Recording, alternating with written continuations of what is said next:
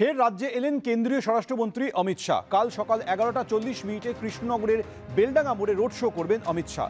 এরপর দুপুর 1:25 দুর্গাপুরের বিজন তিলক ময়দানে জনসভা করবেন কেন্দ্রীয় স্বরাষ্ট্রমন্ত্রী অমিত শাহ। ইতিমধ্যেই ভোটের প্রচারে একাধিকবার বঙ্গে এসে তিনি বিভিন্ন জায়গায় জনসভা করেছেন। ফের বঙ্গে এলেন কেন্দ্রীয় স্বরাষ্ট্রমন্ত্রী। কাল সকাল 11:40 কৃষ্ণনগরের বেলডাঙ্গা মোড়ে রোড শো করবেন অমিত শাহ। এরপর দুপুর 1:25 দুর্গাপুরের বিজন তিলক ময়দানে জনসভা করবেন কেন্দ্রীয় স্বরাষ্ট্রমন্ত্রী।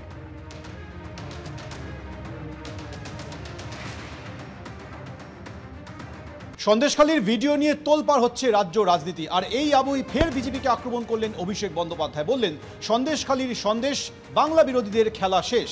বিজেপি মহিলাদের সম্ভ্রম 2000 টাকায় বিক্রি করেছে। আক্রমণে অভিষেক।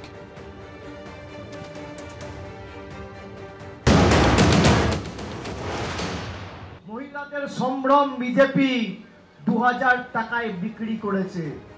যাকে বসিরহাটে প্রার্থী করেছে সেই রেখা পাত্র, বিজেপির মন্ডল সভাপতি সন্দেশখালী 2 নম্বর ব্লকের, তার কথায় রেখা পাত্রকে 2000 টাকা দিয়ে ফেক ফলস ধর্ষণের মামলা করিয়েছে।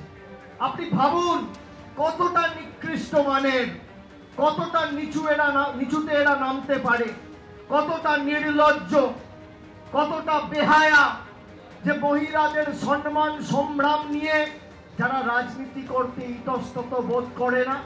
যে সন্দেশখালীর ঘটনা ষড়যন্ত্র পূর্ব পরিকল্পিত, সেটা আজকে বিজেপির মন্ডল সভাপতি বলছে।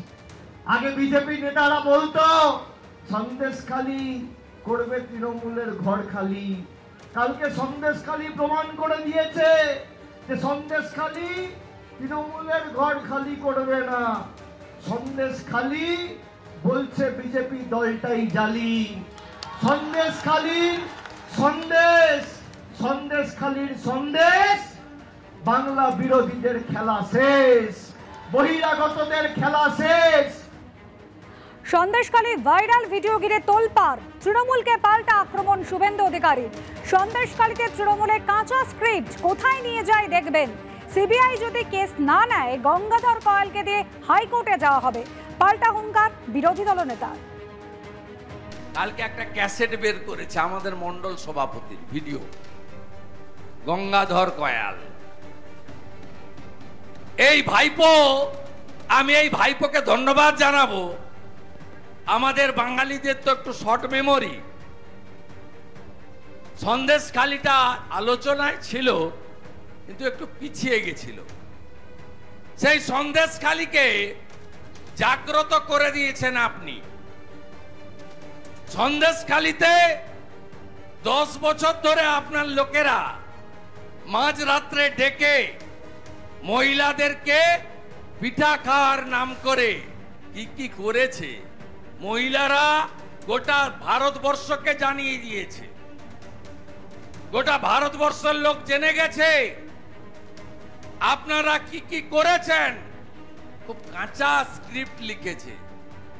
কোথায় নিয়ে যাই এটাকে দেখবেন।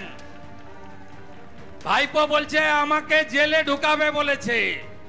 আরে আমি আপনার নাম বলিনি, আমি বলেছি কয়লা ভাইপো জেলে যাবে, আর আপনি বলছেন আমি জেলে যাব। তাহলে সবাই বুঝতে পারছে কয়লা ভাইপোটা কি।